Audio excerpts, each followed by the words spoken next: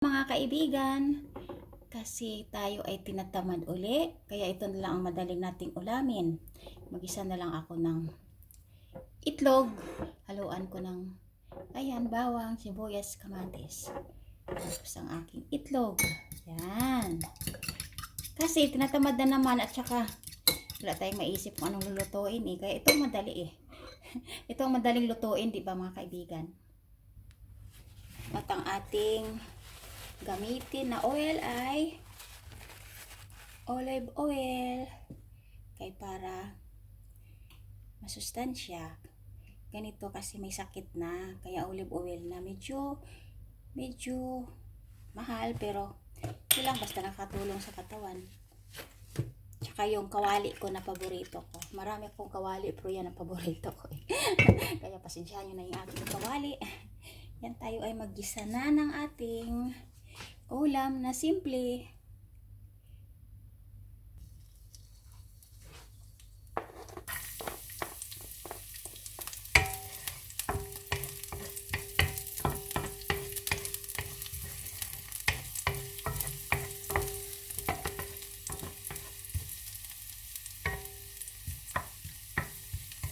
Pinapa-brown ko konti para mabango lalo.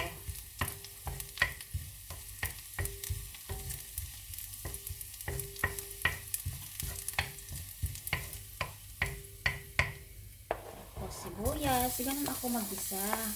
Pero ngayon yung iba inuuna ang sibuyas. Ganun ako lagi. Matandaan ako sa kagisa ng gulay, kaya ganito ang gawa ko lagi. Halo na kayo, halo na. Mag-brown din konti. Tayo ng hangin kasi nangangamoy na yung kusina.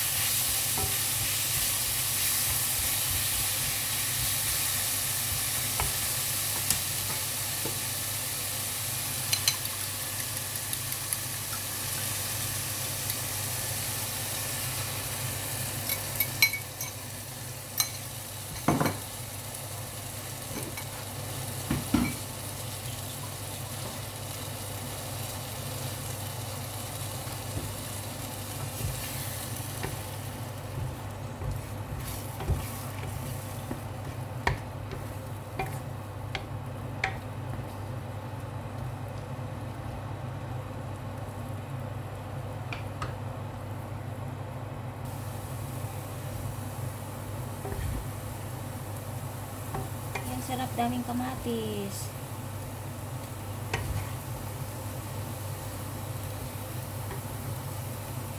Yan, pwede na yan mga kaibigan, luto na.